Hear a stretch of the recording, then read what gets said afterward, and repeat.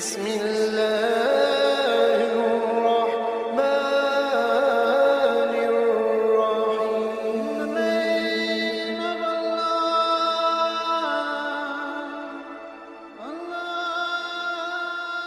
الرحيم. بسم اللہ الرحمن الرحیم. شروع اللہ کے نام سے جو بڑا مہربان اور نہایت رحم والا ہے.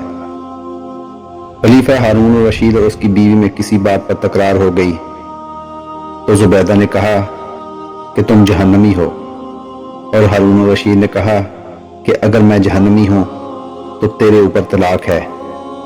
یہ کہہ کر بیوی سے کنارہ کشی اختیار کر لی، لیکن محبت کی زیادتی کی وجہ سے جب جدائی کی تکلیف برداشت نہ ہو سکی تو تمام علماء کو بلا کر پوچھا کہ میں جہنمی ہوں یا جنتی، لیکن کسی کے پاس اس کا جواب نہ تھا.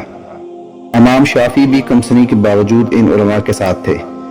چنانچہ آپ نے فرمایا کہ اگر اجازت ہو تو میں اس کا جواب دوں، اور اجازت کے بعد خلیفہ سے پوچھا کہ آپ کو میری ضرورت ہے یا مجھے آپ کی. خلیفہ نے کہا کہ مجھ کو آپ کی ضرورت ہے. آپ نے فرمایا کہ تم تخت سے نیچے آ جاؤ، کیونکہ علماء کا مرتبہ تم سے بلند ہے.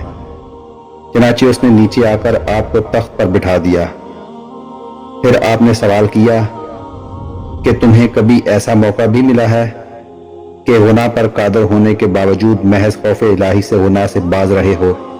اس نے قسمیہ عرض کیا کہ ہاں، ایسے مواقع بھی آئے ہیں.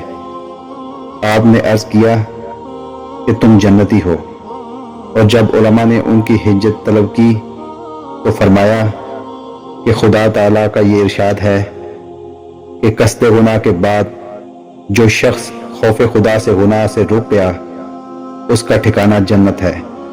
یہ جواب سن کر تمام علماء نے داد دیتے ہوئے کہا کہ جس کا کمسنی میں یہ عالم ہو تو خدا جانے جوانی میں اس پر کیا مراتب ہوں گے.